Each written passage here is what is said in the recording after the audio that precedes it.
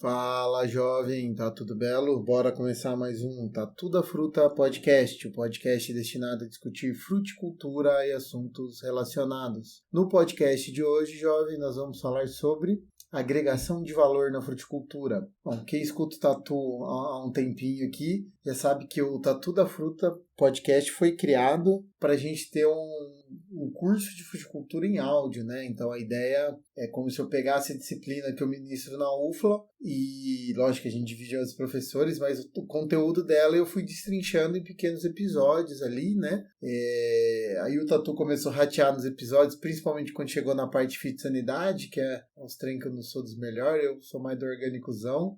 Mas a gente foi, aí o podcast entrou numa fase um pouco errática e episódios meio perdidões aí, né? E agora a gente voltou, né? Eu assumi o compromisso desde 21 de outubro do ano passado, já estamos em 2025, e esse, inclusive, é o primeiro episódio de 25 que a gente está fazendo.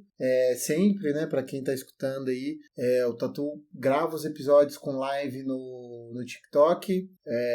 Já já a gente começa a passar essas gravações via para YouTube, Instagram, mas uma forma da gente ter um pouquinho mais de vídeo, mais interação aí nas coisas. Mas então por que eu estou falando de agregação de valor, né? Se a gente fosse pensar no curso de fruticultura aqui da UFLA, a parte de agregação de valor, lógico que a gente fala ao longo da disciplina, mas ela fica mais para o final ali, que normalmente quando a gente fala de agregação de valor de produtos agrícolas, a gente está falando num processamento, nem que seja processamento mínimo, mas a gente transformar isso ou agregar um diferencial nisso aí. E está muito a ver com da colheita para frente. Lógico que a gente vai falar de algumas técnicas aqui de agregação de valor que são pré-colheita, a gente tem que fazer elas no campo, mas normalmente a gente atrela isso. E isso está muito fresco na minha mente, porque a gente, semana que vem não, quinta, né? O episódio sai hoje, segunda, dia 13, dia 16, o Tatu está embarcando em outra missão do Projeto Rondon. E vai ser aqui no município de Cariaçu, pertinho de Lavras, né? Aqui, ó, já estou falando como se eu estivesse lá, jovem.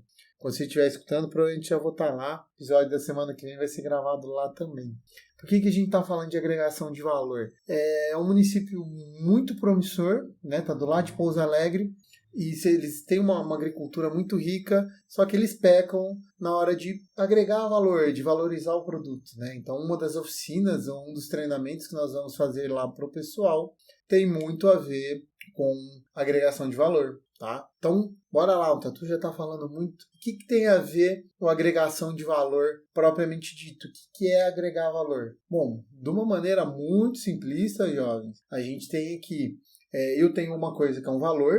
Quando a gente fala em fruticultura, eu estou falando da fruta fresca. Quando a gente fala do consumo de fruta, a primeira coisa que vem à mente e é o que mais rentabiliza mais rápido o produtor é a fruta fresca. Ela tem um valor intrínseco, é um valor de mercado dela, né? Que com base na sazonalidade da fruta e com base na lei da oferta e demanda na época, né? Então, quando a gente fala que a maior parte das frutas são sazonais, a gente está trabalhando com produções diferentes. E quando eu estiver no pico de produção, teoricamente eu estou no menor preço, então ela vale menos, tá? Então, qual que é a primeira estratégia de agregação de valor na fruticultura? Eu vou tirar essa fruta do pico, né? Então, quando a gente fala, e já tem episódio disso, falando sobre manipular a época de produção, ou eu antecipar ou eu atrasar, né, para tirar o grosso da minha produção longe do pico, a gente está falando do quê? Agregar valor. Se eu produzir fruta precoce, eu estou agregando valor. Se eu estou produzindo fruta tardia, eu estou agregando valor. Então essa é a forma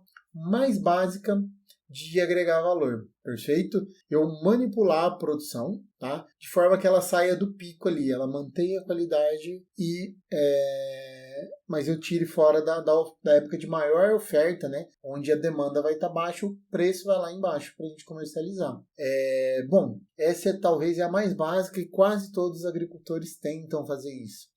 Qual que é a segunda forma de agregar valor? E aí muita gente vai ficar brava comigo. É muito difícil, né? Eu fugi totalmente, né, dessa primeira opção, de eu não ter fruta na época de maior oferta dela. É muito difícil, né? Principalmente fruteiras sazonais ali.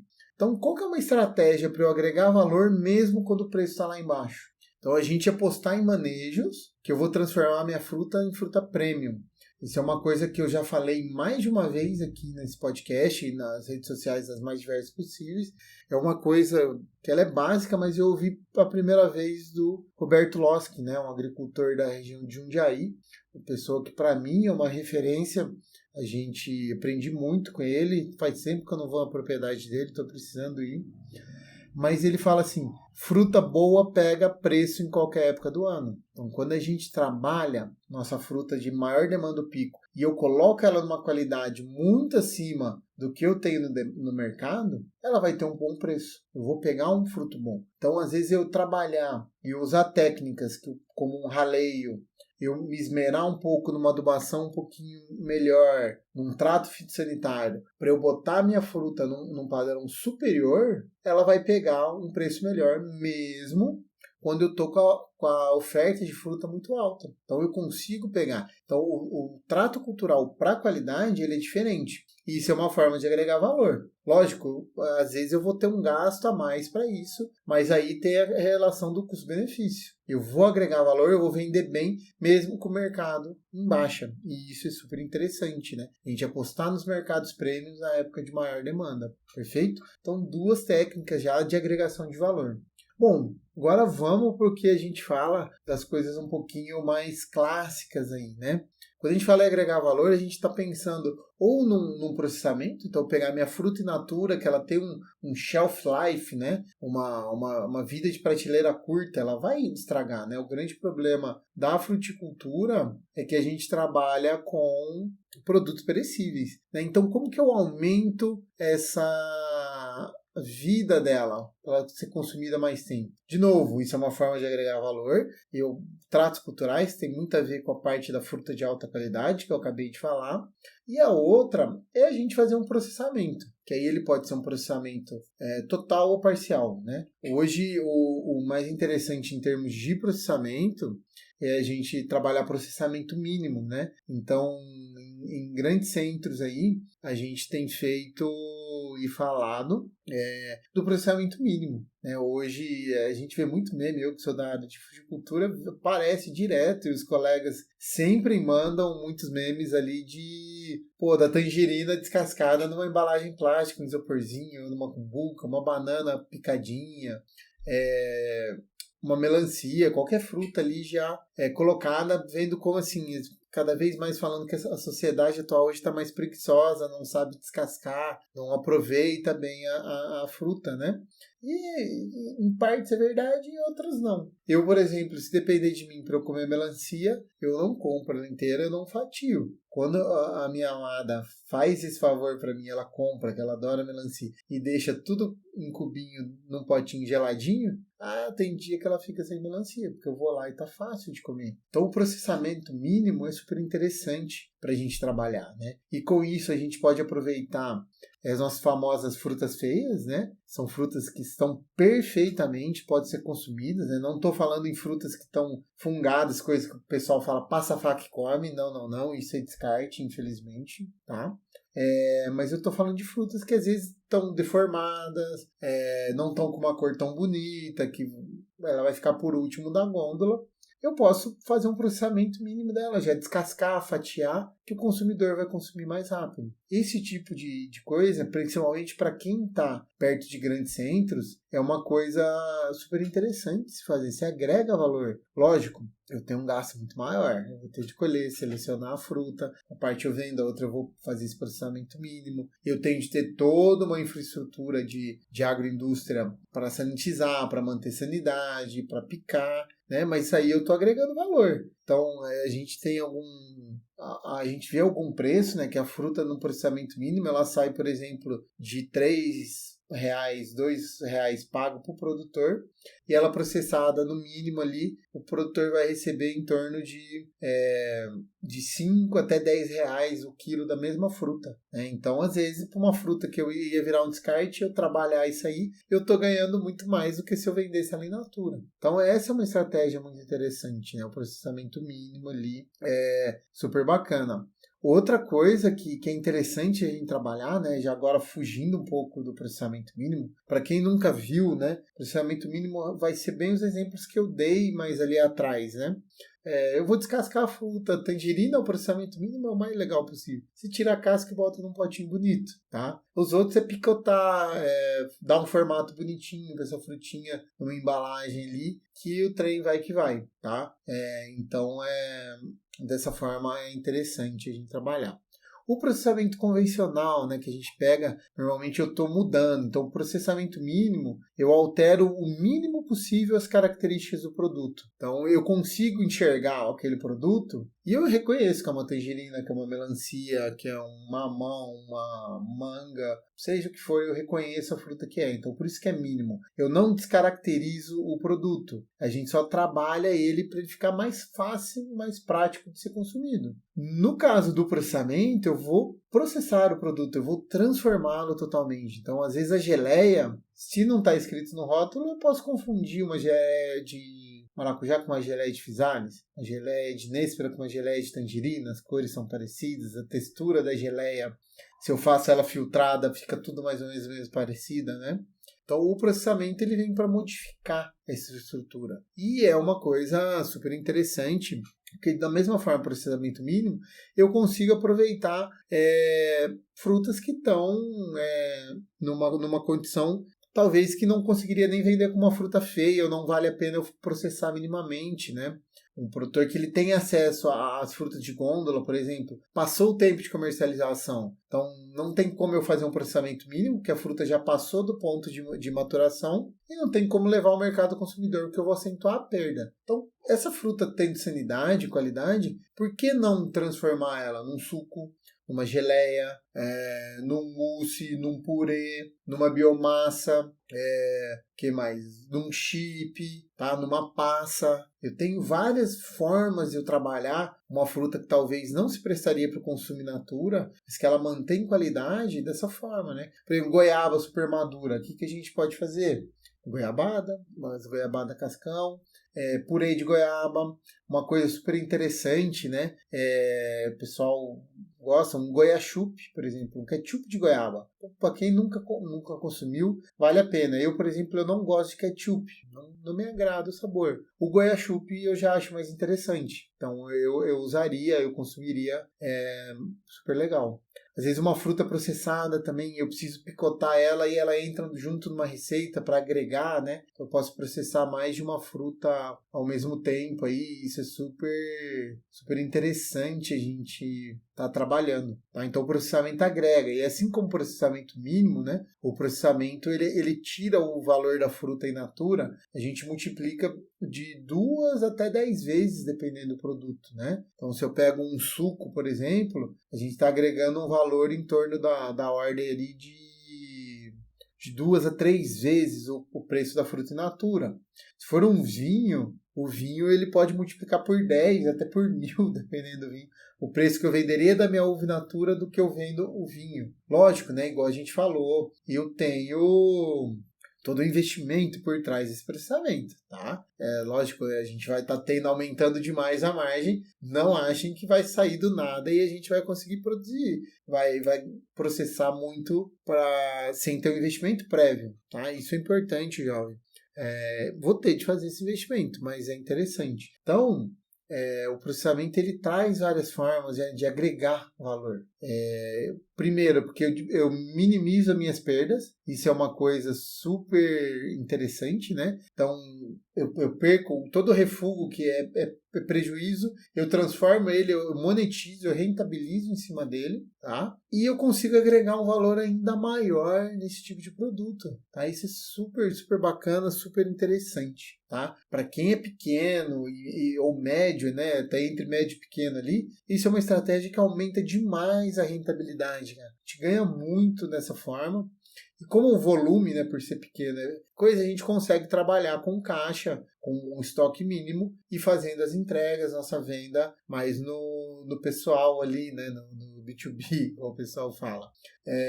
Isso é super interessante. Para quem já é médio para grande, médio grande, né, aí normalmente o processamento é mais interessante a gente fazer em escala. Então, ter lotes, volumes grandes tipo de material processado, de fruta processada para estar comercializando. Isso também é extremamente interessante, extremamente salutar, tá? Bom, o que passou na minha cabeça foi isso aí, né? Dentro do processamento a gente pode falar, né? Eu esqueci de falar, mas transformar nas bebidas, licores, né? Então suco, refrigerante de fruta é super fácil de fazer. Basicamente é fruta moída, um pouquinho de açúcar, deixa fazer uma fermentação básica. Para fazer as bebidas alcoólicas, né? Depois disso, destilar. Então, no processamento a gente tem uma infinidade e no episódio futuro a gente vai trabalhar, né? Tem uma colega, a professora Leila, ela tem um hobby de fazer rolinhos de fruta, uns docinhos muito gostosos que ela faz enroladinho, faz umas florzinhas. Então, o negócio vira arte mesmo e é super gostoso e nutritivo. A gente tem como agregar muito no processamento, tá? E a última forma, moçada, a gente já falou de produzir fora de época, aumentar a qualidade extrema, né, de agregação de valor. E aí vem o ponto que eu esqueci de falar, né, exportação de fruta, a gente explorar outros mercados, tá? Isso é importante. Entra nessa questão de aumentar a qualidade, os gringos só querem qualidade, tá? Falamos de processamento mínimo, falamos de processamento convencional, processamento que modifica bem a estrutura. Outra forma da gente agregar valor, né, e pega esse gancho da exportação que eu acabei de lembrar, é a gente trabalhar com sistemas de produção alternativo, né? Hoje, principalmente, sistema de produção agroecológico, buscar certificações, né, que vão ter agregação de valor para a gente, tá? Isso é super interessante. Então, por exemplo, né, certificações que poderiam tá agregando ao produtor. Uma glifosato free, por exemplo, tem pessoas que pagam por um produto que está com selinho livre de glifosato. Hoje as mais comuns, né? Produção orgânica, produção biodinâmica. Tem algumas, por exemplo, aqui em Minas a gente tem que é a produção SAT, né? Sem agrotóxicos, né? A gente usa adubo sintético, outras ferramentas, mas não usa defensivo químico, defensivo sintético. Isso aí é algo possível, algo que a gente consegue trabalhar super bem, né? Então a gente agregar Fair Trade, por exemplo, Rainforest. Então Fair Trade ele busca um comércio justo, né? Rainforest, conservação. Coisas de agregação de valor, carbono free também, né? Carbono zero, né? Que na verdade fala, a gente não tem pegada, a própria produção mitiga a emissão de carbono dela e às vezes até da fase industrial, quando a gente trabalha em processamento. Então são coisas bem interessantes para a gente trabalhar aí, tá? E outras que eu posso fazer, moçada, que é uma linha, hoje o Tatu passou o dia inteiro colhendo o experimento dessa linha aí, que é o que a gente fala de biofortificação. Eu posso modificar, né, por meio de trato cultural ou melhoramento genético, a característica do produto para que ele seja mais nutritivo para o meu consumidor, né? Então, por exemplo, eu posso fazer uma adubação a mais com zinco, por mais que a planta já estava super bem nutrida com zinco, eu aplico mais zinco para quê? Para ter mais zinco no meu fruto, ou no meu suco, na minha geleia. E aí o consumidor, meu cliente, quando ele consome, ele está se nutrindo melhor com zinco. Por exemplo, a gente tem feito trabalhos com selênio e iodo, né, que são importantes. Iodo, todo o sal que a gente tem ali é um sal iodado. A gente coloca iodo no sal, por quê? Para não ter problema de tireoide, para não ter, para a gente não adquirir uma doença, porque a nossa dieta, nossa condição brasileira, é pobre em iodo. Se eu aplico iodo numa fruta, será que ela vai me nutrir com iodo? Então a biofortificação vem para essas coisas. Hoje a gente fala muito da biofortificação, trabalhando selênio, zinco, magnésio, mas iodo está entrando, a gente tem alguns trabalhinhos em caminho. Então são coisas que a gente consegue agregar valor. Vai um coisa ali. Se a gente vê vários produtos, por exemplo, margarina, próprio Yakult, que é mais vitaminas, mais minerais, papapá, isso tudo é oriundo de biofortificação, porque a gente precisa. Às vezes eles adicionam isso para tornar o alimento mais produtivo e mais interessante para o consumidor. E por que a gente não pode fazer isso no campo? Tá? Por que não? A gente tem técnica hoje, muito estudo em cima disso, que a gente consegue trabalhar essa questão, essa forma de agregar valor e ainda tornar, né, agrega valor tornando o alimento mais nutritivo do que ele já é, né? Uma fruta nutritiva pra caramba, muita fibra, açúcar de qualidade, vitaminas, minerais. Se eu aumento isso, muito melhor. Fechou? E a última forma, pessoal, é trabalhar o marketing e embalagem. Então, hoje, talvez o melhor marketing que a gente tem de agregação de valor, e vou só dar esse exemplo, depois acho que tá ok, é a maçã da Turma da Mônica. É uma maçãzinha que, em termos de trato cultural ela é muito pouco, porque a gente não faz raleio, é uma maçã que normalmente ela não dá comercialização, tá? Uma maçã de CAT alta, né, que a gente fala, cabe muita maçã numa caixa, então o calibre dela é pequenininho, que normalmente a gente não vai comprar se tiver essas maçãs lá. Mas qual foi a sacada da Fischer, né? O público infantil. Primeiro, o público infantil não dá conta de comer uma maçãzona de 200, 300 gramas. Então, uma maçãzinha pequena é legal, mas como que eu vou fazer o pai comprar? Pega no emocional do filho. O filho gosta da Turma da Mônica, ele vê a maçã, a Mônica lá, ele quer aquela maçã porque tem a Mônica. Então, ele vai vender um produto que ou ia virar vinagre ou eles iam descartar, e agregou um valorzão. Se a gente olhar o quilo da maçã Turma da Mônica, é muito maior do que o quilo da maçã padrãozona que está na gôndola lá. Tá? Então isso é uma forma de trabalhar. A gente trabalhar o nosso marketing, trabalhar a embalagem, né? De forma muito simples, cara. Eu peguei um produtinho, coloquei numa embalagem fofinha e vendi pra caramba, tá? Então isso é super, super interessante. E eu posso fazer isso, mas de forma local, né? Atrelando a minha marca, a minha credibilidade, por exemplo, com cestas, né? Hoje, pessoal de feira, pessoal que vem de cidade pequena, eu posso trabalhar cestas de frutas, grupo de WhatsApp, onde eu agrego valor fazendo o quê? Tendo um contato direto com o cliente e vendendo de uma vez. Eu tiro os atravessadores, né? Então, a gente consegue trabalhar muito mais aí. Fechou? Então, jovem, a ideia nossa aqui de trabalhar esse episódio, né? A gente está chegando ao fim, é ver as grandes opções que a gente tem de agregar valor na fruticultura, né? Não só o produto in natura. O produto in natura, ele é super interessante pelo fato que eu vendi e entra dinheiro. Isso é importante na propriedade, não tô falando. Às vezes a gente vai fazer a continha de padaria lá do primeiro episódio, tá tudo a fruta, e a gente fala, não, vou processar tudo porque eu vou aumentar muito minha rentabilidade. Mas produto processado, ele tem estoque. E como ele custa mais caro, eu agreguei valor que custa mais caro, não vende tão rápido igual a fruta. Então são coisas que a gente tem de entender. Então numa propriedade, à medida que a gente vai se profissionalizando como agricultores, né, a gente vai aumentando o leque de produtos. Não tem problema nenhum a gente começar vendendo só fruta in natura. Mas aí vamos aos poucos trabalhando o mercado da fruta processada, para a gente ter mais uma fonte de renda, que vai me entrar um pouquinho mais dinheiro e às vezes eu consigo abrir mais leques de produto, né? Uma boa propriedade a gente precisa ter, sem sombra de dúvidas, mais de uma entrada de dinheiro. Às vezes pode ser com uma fruta só, mas entra dinheiro de várias formas diferentes, tá? Um exemplo que sim, eu tenho a honra de vivenciar, né? Gostaria de estar mais próximo do colega Rodrigo Balbi, lá da Serra Frutas Vermelhas em Euroca. O Balbi, companheiro de UFLA, companheiro de pós-graduação, dos amigos aí, irmão aí. E o cara começou a empreender, produzir fruta. Começou com a fruta in natura, framboesa, qual que é a maior margem, a maior de framboesa? A cumbuquinha. Ele começou a vender a cumbuquinha, foi indo, foi vendo que para ele talvez a fruta congelada, que não é tão caro, não bota o preço do quilo da framboesa tão alto, mas ia dar mais vazão e uma logística, né? Ele ia diminuir a entrar dinheiro, mas diminuir o custo, sobrava mais grana. E aí, à medida que ele foi se estruturando, ele começou a produzir, né? Então, o cara acho que tem a melhor geleia de framboesa do mundo, né? Pelo menos na minha opinião. Não comi muitas, mas das poucas que eu provei, a dele era top.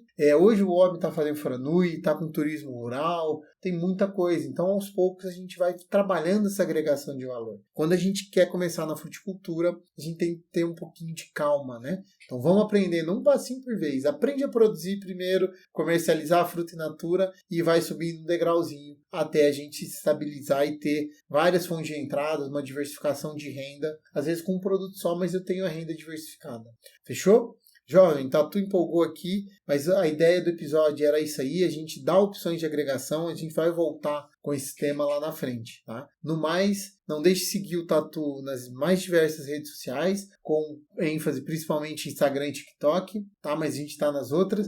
Compartilhar esse episódio com os amiguinhos de vocês, isso é importante para fazer o podcast crescer, e deixar nos comentários o que você achou, quais temas você quer que o Tatu aborde, tá? Porque a gente vai construindo, né? Esse é um projeto para vocês, para a gente ajudar a fomentar a fruticultura. Fechou? Então um abraço e até semana que vem.